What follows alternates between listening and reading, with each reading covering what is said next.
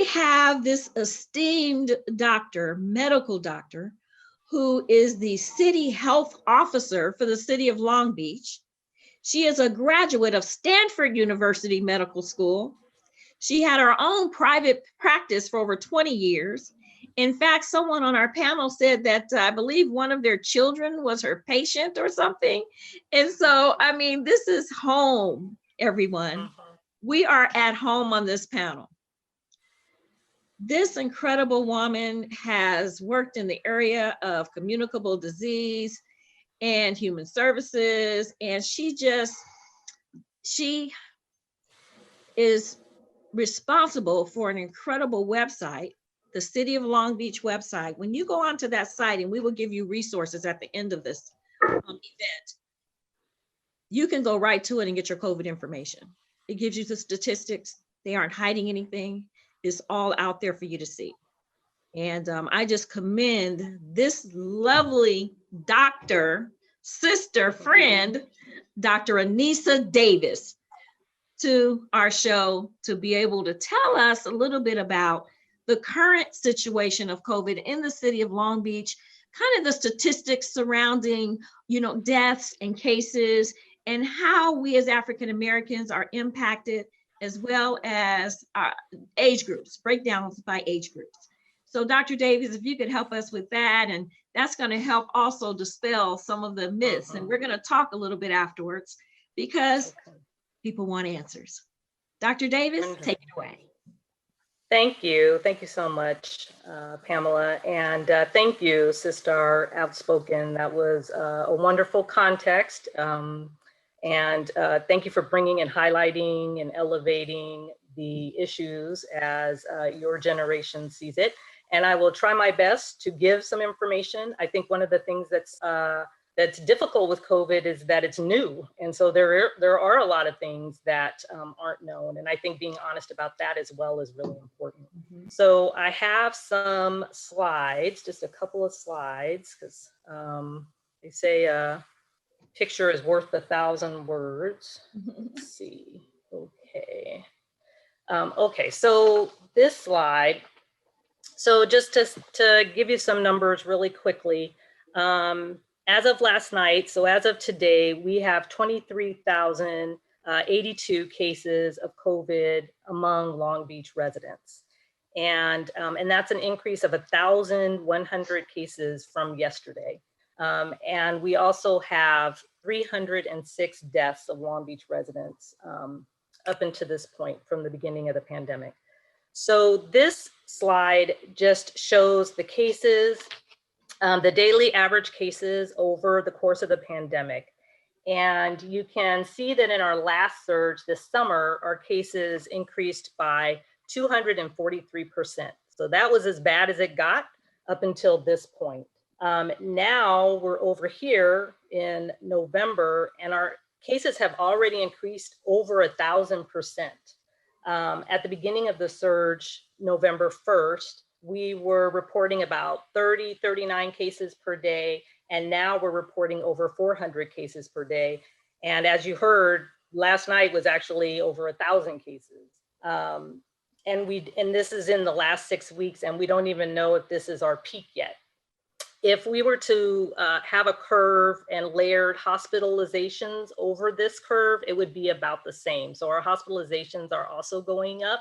And that's one of the really dire parts of the surge that we're going through right now, is that we're actually running out of intensive care unit staffed bed capacity throughout Southern California and really the state. So that's one of the worse consequences of the surge that we're seeing now.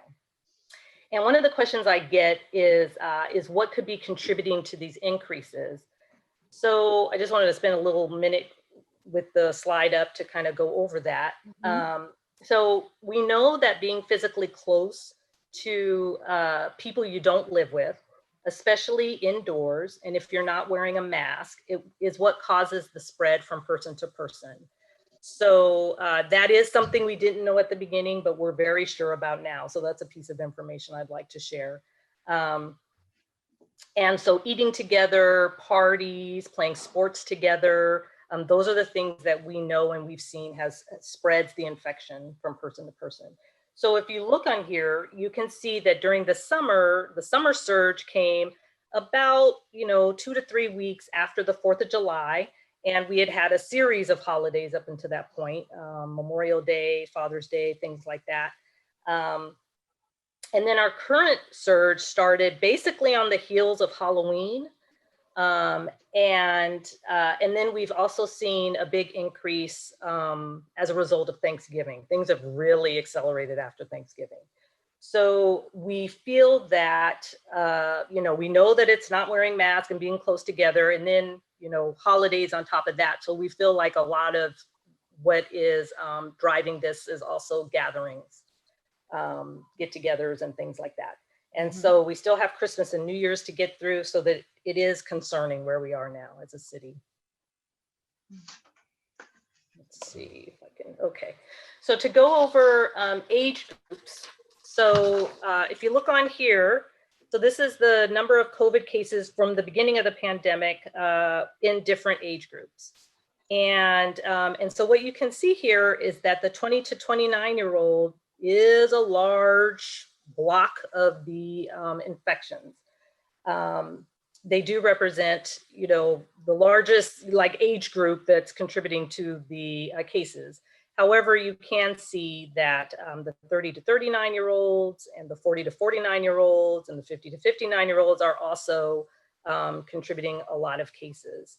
So young people are a driver of the spread right now for Long Beach.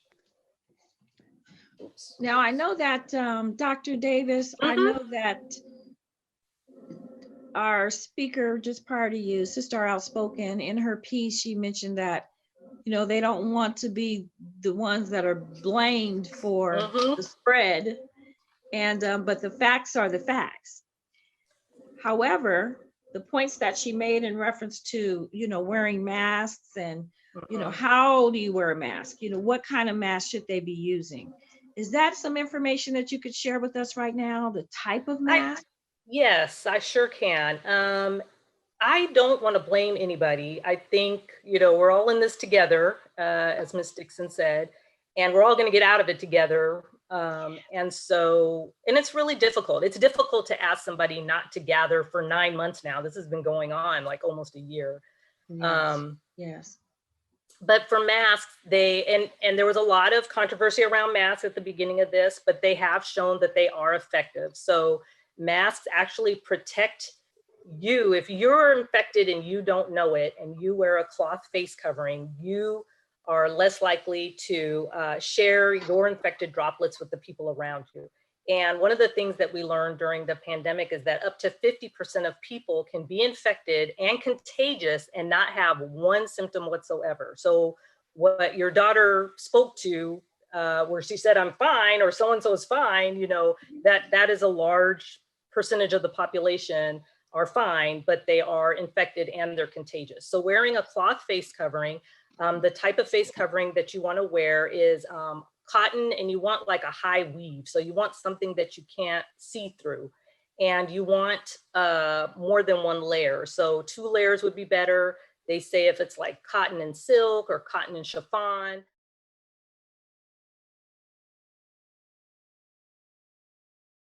Thin, and that you're wearing it correctly, which means you're wearing it over your mouth and your nose, and that it's like kind of tucked. So you don't want like the gaiters that people wear where it's kind of just flapping in the breeze, or a bandana. You want something that's kind of hugging your face a little bit, because you want to keep those droplets in. So it helps you not to infect other people around you. And then they've also found that it helps you not to become infected. So it actually protects you as well. It filters out the air that you're breathing, so that you're not getting as much infected particles as well. So masking and keeping your distance from people, especially indoors, are 2 of the main big ways that you can prevent getting COVID and giving COVID to other people. Fantastic. Thank you. Thank you for that. So this is just another, we'll just really quickly on the right, we'll just look at the part here on the right, cases by age group. So what you can see here is it's different age groups, and you can see the red line is the 25 to 49-year-olds. And so you can see all the other age groups are kind of all bunched together here, having the same amount of infection. But then this red line, which is the 25 to 49-year-olds, is much higher. So you can see that they are becoming infected at a higher rate and more often. And some of that also is that these are the folks that are out there working too. So when we talk about blame, it's not all that they're gathering, it's just that they're also the ones that are your healthcare workers, your grocery store workers, and things like that. The main thing about this, so what this is, each curve is a different ethnicity. So, so this is the case rate, or the rate of people becoming positive over time for different ethnicities. So the yellow line is Hispanic or Latino, the gray line is African American or Black, and then the dark blue is Asian, and the light blue is white. And the thing I want you to focus on is over here. So during the entire pandemic, Latinos and Hispanic population has had a higher burden of the case rate. They're also a larger proportion of our population. And everybody else was kind of all together. But then if you look over here on the right, you can start seeing that African American are starting to kind of break away from the pack, if you will, and starting to increase at a higher rate than they were before. And so that's concerning, because it means that we're becoming infected more quickly as we're getting into this surge. So that was just something that I wanted to bring to everyone's attention. And then this, I think this is the last slide. And so this just goes over the cases, hospitalizations, and deaths by race and ethnicity among Long Beach residents. So the dark blue bar of each of these is the percent of the population that ethnicity makes up in Long Beach. So Latinos, Latinx population makes up 42% of Long Beach residents. White population is 28%, Asian is 13%, African American or Black is 12%, and then others 3%, and then Pacific Islanders 1%. And then there's a lot of people that don't report, so that's 33%. And what you can see for, so for cases, African Americans actually, although we make up 12% of the population, we only make up 5% of the cases currently. For the Latinx population, it's pretty much even with what you would expect with their proportion of the population. For the white proportion, it's less. And then a lot of people aren't saying what they're not describing their ethnicity. For hospitalizations, however, you can see that although we make up 12% of the population, we make up 14% of the hospitalizations. So we are being hospitalized at a greater rate. And then over on the deaths, we are also making up a higher proportion of the deaths. So we're making up 15% of the deaths. And so some of the reasons that have been kind of put forth for that is we do bear a higher burden of underlying health conditions, and underlying health conditions is one of the main ways that you end up in the hospital or you end up dying from COVID. And these aren't like, these are things that a lot of us are living with, like high blood pressure, diabetes, obesity, and all of those things can put us at greater risk for being hospitalized or dying from COVID. And then also we don't have as much access to health insurance. We don't have as much access to good quality medical care. And then the distrust that some of us have in medical care or medical systems, I think is also can be playing a part in this. Yeah, so I think that's it. Well, that's fantastic. Dr. Davis, you did an incredible job of just helping to dispel some of the myths, you know, while talking, explaining how the masks should be worn, explaining the type of mask that should be worn. Talk a little bit more about some of the fear that people have in reference to the medical institution and previous experiments like the Tuskegee experiment. Maybe tell what that is, because not everyone knows. We should all know, but we don't. Yeah, I will tell you, you know, I have not studied it recently, but I will tell you, so syphilis is a sexually transmitted disease that actually has been around for thousands of years. However, in the early 1900s in the United States, there was a study where they were studying untreated syphilis in African-American men. And the reason for the study was to be able to advocate for money in order to provide health care for African Americans. So they wanted to see, this is what happens when you have untreated syphilis, so therefore we can get money to help the situation. At the time that they started the study, there was no treatment for syphilis. Like, they had treatments, but they didn't work very well, and it wasn't like standardized. So they started the study. There wasn't really any informed consent. They just told people, like, we're treating your bad blood, and they followed them. At some point, so this was the early 1900s, at some point there was lots of twists and turns, but the main issue was that in the 1940s, penicillin was discovered, and it was discovered to be a very effective treatment for syphilis. However, these gentlemen, these people in this study, were never treated. So even though they had a treatment that they knew worked, they did not give it to them. They continued to study them for several years. And the study wasn't stopped until the 1970s, when there was, somehow it got out and there was all this public outcry. So it's very easy to see where you would have distrust. I mean, this is one kind of egregious example, but there's so many of us being experimented on, not having informed consent, parts of our body being taken without us knowing, without us being consenting to it or being compensated. The cancer cells, the cells where all of research goes on now, were taken from a Black woman with cervical cancer without her knowledge, and her family was never compensated. And that really allowed research to this day. Like, they're all traced back to this woman, Henrietta Lacks. So it's you know, there's no question that we would be distrustful of the medical system.